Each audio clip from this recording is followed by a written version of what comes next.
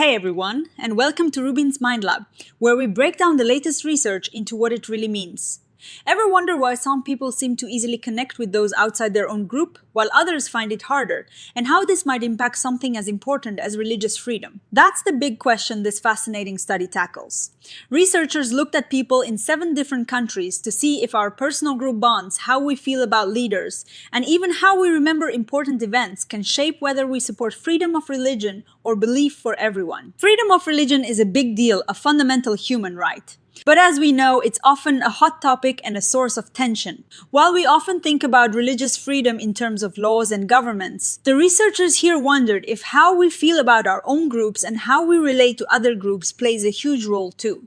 They were particularly interested in something called barrier. Crossing leaders, those folks who try to bridge divides and work with people from different backgrounds. They thought that really vivid, emotional memories of experiences with our own groups, what they call imagistic experiences, might be key.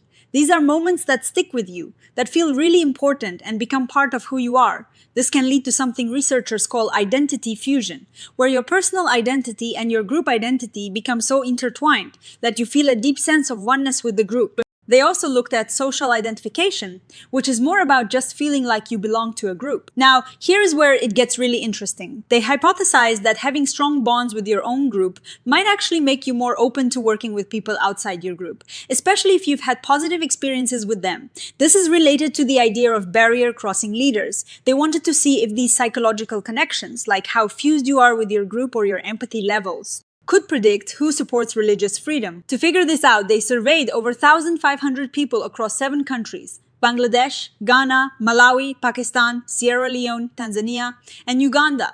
These are places with diverse religious and social landscapes, making them perfect for this kind of research. They asked people about groups they belonged to and groups they didn't. Then, they prompted them to think about an important, impactful experience they had related to their main group.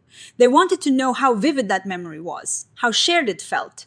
And if it felt like a defining moment, they also asked about their feelings of fusion and identification with their group, and how they felt about religious discrimination and their own willingness to take on someone else's perspective. They also measured support for barrier-crossing leadership versus barrier-bound leadership.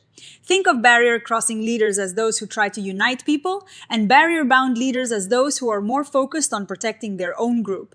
And finally, they measured how much people supported freedom of religious belief. So, what did they find first? Those vivid, reflective in-group experiences really did predict how fused people felt with their group.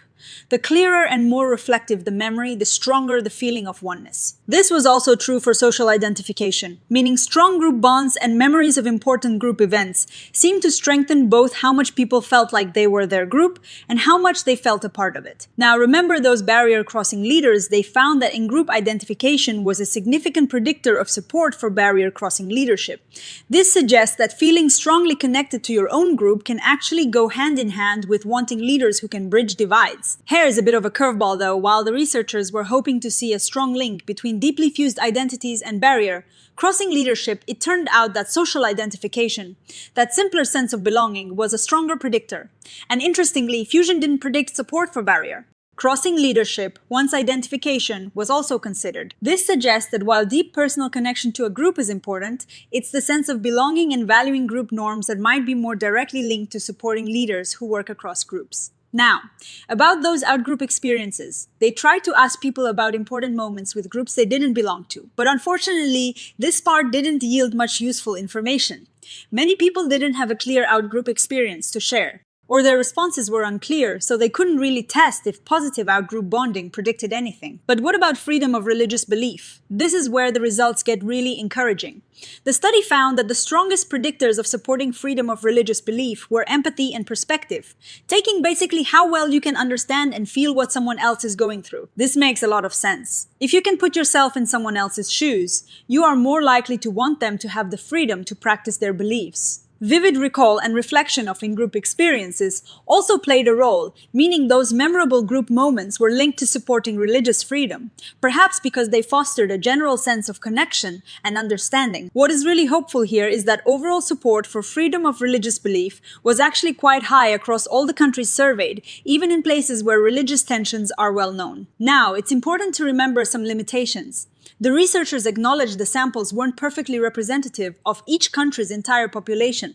Also, the scales they used for fusion and identification were very closely related, which can make it tricky to tease them apart completely.